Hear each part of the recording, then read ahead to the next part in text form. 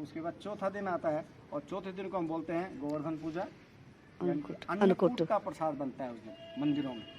कल मैं कन्याओं से पूछ रहा था विद्यालय में, बोला जो हमारे को तो कौन बनते हैं, बनता तो होगा, तुमको पता नहीं, अन्नकूट इसी को कहते हैं। प्रसाद लेने तो तुम सारे जाओ, लेकिन अन्नकूट का नाम का नहीं पता, बस समस्या ये। तो अन्नकूट का आपको पता ही है, भगवान जो कृष्ण थे उन्होंने किसी का दर्प, किसी का अभिमान रहने नहीं दिया है। तो इंद्र को भी अभिमान था, मेरे कारण सब कुछ हो रहा है इस पृथ्वी पर, और ये ग्वाले जो हैं मेरी पूजा करते हैं, अच्छी बात है, मैं वर्षा करता हूँ। तो भगवान ने क्या कहा, ये इंद्र कुछ नहीं करता हमारे लिए, हमारे लिए गोवर्धन पूजनीय है, हमारी गैया चराते हैं हम, और उसके बाद जो गैयों का पालन पोषण कौन करता है, यही करता है, सब कुछ यहीं से लेते हैं हम, हैं। तो इसलिए छोड़ो, किसको छोड़ो, इंद्र की पूजा करनी छोड़िए, इस गोवर्धन की पूजा करेंगे। तो नंद बाबा बोले तेरे कहने से नहीं, रुक जा, एक मैं ग्राम सभा बुलाता हूँ, उसमें इस प्रस्ताव को पास करवाएंगे, ऐसे नहीं बच्चे की मानते हैं। बोला ठीक है भाई करा। तो प्रस्ताव पास हो गया, प्रस्ताव पास करना था क्योंकि अच्छी बात जो मानते हैं। और दूसरी बात ये भी कहा जाता है, अच्छी बात कहीं से भी मिले ले लेनी चाहिए, चाहे वो बच्चा बताए। ठीक है, अगली बात और सुनाता हूँ स्टोरी आपको। मान लो मेरे पास भी 1 रुपया है और मीनाक्षी मैडम के पास भी 1 रुपया है।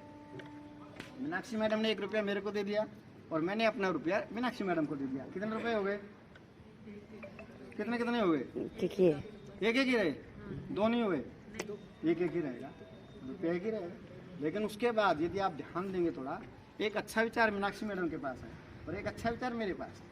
मैंने अच्छा विचार मीनाक्षी मैडम को बता दिया और मीनाक्षी मैडम ने अच्छा विचार मेरे को बता दिया, तो कितने हो गए, 2 हो गए, दो विचार हो गए।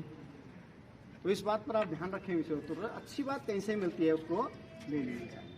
ठीक है, 1 और 1 2 हो गए, रुपया 1 का 1, समझ रहे हैं ना आप। तो अच्छे विचार बच्चा भी दे तो कोई बात नहीं, तो भगवान कृष्ण को भी सभा में रखा गया, भगवान सबकी बात हुई, बोला भाई ठीक है मान लिया, एक बात तो मान ली थी भाई, चल तने ये विचार तेरे मन में आया है, तब ये बात तो और बता भाई, पूजा कैसे करेंगे इस गोवर्धन की, इतना बड़ा गोवर्धन है, इसकी पूजा कैसे। बोला पूजा क्या होगी, यहाँ सामने बैठेंगे। और बोला फिर उसके बाद, बोला उसके बाद खाना पीना करेंगे। बोला ले पूरे गांव में खाना पीना कौन करेगा। बोला खाना पीना पूरे गांव में करने की जरूरत ही नहीं है, जिसके घर में जो चीज़ है वो अपनी यहाँ पे ले आए, यहाँ बैठ के अपने आराम से बनाएंगे। बोला ये तो ठीक है बनाएंगे यहाँ बैठ के, उसके लिए पानी कौन लाएगा इतना। बोला पानी की व्यवस्था भी कर देंगे। बोला वो कैसे करेंगे। भगवान ने तब उसको पैदा की एक मानसी गंगा। अगर आपने गोवर्धन परिक्रमा की है तो मार्ग में मानसी गंगा आती है। अगर आप लोग नहीं गए हैं तो वहाँ जाइए, गोवर्धन की परिक्रमा करिए और रास्ते में जो है मानसी गंगा उसमें स्नान करिए। मैं तो कई बार कर चुका हूँ, आप लोगों ने नहीं किया तो कभी जाइए और उसकी पूजा करिए, स्नान करिए अच्छे से। तो मानसी गंगा हो जी, वहाँ अच्छे से भोजन तैयार हुआ। दोपहर को 12 बजे जो है गोवर्धन की भोग लगा दिया गया, सब लगा दिया गया। और उधर से इंद्र जी ने जो कि आपको पता ही उसको छोड़ दिया, उसने वर्षा किया। उसके बाद 7 दिन तक भगवान ने पता है गोवर्धन, तो इसलिए अगला दिन जो है गोवर्धन पूजा के रूप में मनाया जाता है और अन्नकूट वो सारा प्रसाद पूरे गाँव में वितरण किया जाता है। उसके बाद अगला दिन आपको पता ही है, तो आपका ही है भैया दूज आता है, 5 दिवसीय त्यौहार है भैया दूज, 5वें दिन। और वो त्यौहार आपका ही रक्षाबंधन और भैया दूज। रक्षाबंधन के दिन बहनें जो हैं भाई के घर जाती हैं और कहा जाता है भाई दूज के दिन भाई बहन के घर जाती है। इसके पीछे एक छोटी स्टोरी है, ज़्यादा विस्तार नहीं लूँगा। यम द्वितीया भी कहते हैं इसको, क्या कहते हैं, यम द्वितीया। यमुना जो है यमराज की जो है बहन है, किसकी बहन है, यमराज की। काफ़ी दिनों से यमुना परेशान है कि भाई ये यम भैया मेरे घर न जा रहे हैं, बहुत परेशान है। और यमराज जी कहाँ है, उनको तो फुर्सत ही नहीं ना उस चीज़ से। तो एक दिन घूमते फिरते जो है यमराज जी कहाँ पहुँच गए, यमुना तट पर पहुँच गए, यमुना जी के पास पहुँच गए। तो यमुना बहुत खुश हुई। भाई को देख के सब खुश होते हैं कि नहीं होते, तो खुश रहा भाइयों में, ठीक है, खुश रहना चाहिए, बेशक भाई कैसा भी हो, भाई ठीक है, तो सब खुश रहें। तो भाई के पास पहुंची है, वो बहन के पास पहुंचा भाई, तो बहन को बहुत खुश हुआ, उसने बहुत अच्छा सा भोजन पूरे मन से तैयार किया और यमराज को भोजन कराया।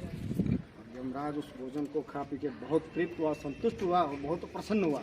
ओहो यमराज, तक मैंने ऐसा भोजन नहीं किया है, अब मैं जा रहा हूँ, लेकिन जाने से पहले तुझे कहता हूँ, तुझे कोई वरदान मांगना तो मेरे से मांग। आज मैं बहुत खुश हूँ, तेरे को वरदान देना चाहता हूँ। तो यमुना जी ने ऐसा कुछ नहीं मांगा, केवल एक ही चीज मांगी कि आज के दिन यानी कि कार्तिक मास शुक्ल पक्ष तृतीया के दिन जो भी बहन भाई को मेरे इस तट पर आकर के भोजन कराए, उस भाई की कभी भी अकाल मृत्यु न हो। अकाल मृत्यु समझते हैं आप, जाते जाते गिर पड़ा, जयराम जी की। अटैक हो गया, जयराम जी की। रोड पे चल रहा एक्सीडेंट हो गया, जयराम जी की। इन सबको हम मौत नहीं कहेंगे, इन सबको क्या कहेंगे हम? अकाल मृत्यु। कर्म की बात है, किस्मत की बात है। अकाल मृत्यु होती है, नहीं होती क्या? होती है ना। तो यमराज जी से ही और मांगा कि आज के दिन जो बहन भाई को यमुना के तट पर आकर, मेरे तट पर आकर भोजन कराए, उस भाई की कभी भी अकाल मृत्यु नहीं हो। तो वही जो ऐसा कुछ करना चाहता है तो यम द्वितीया को, यानी कि भाई दूज को यमुना तट पर बहन भाई जाएं और बहन वहाँ से अच्छे से भोजन भाई को कराए, तो भाई की कभी भी अकाल मृत्यु नहीं है। तो ये इस प्रकार से 5 दिवसीय जो दीपावली पर्व है, इसकी आप सभी को मेरी तरफ से बहुत बहुत बहुत हार्दिक शुभकामनाएं।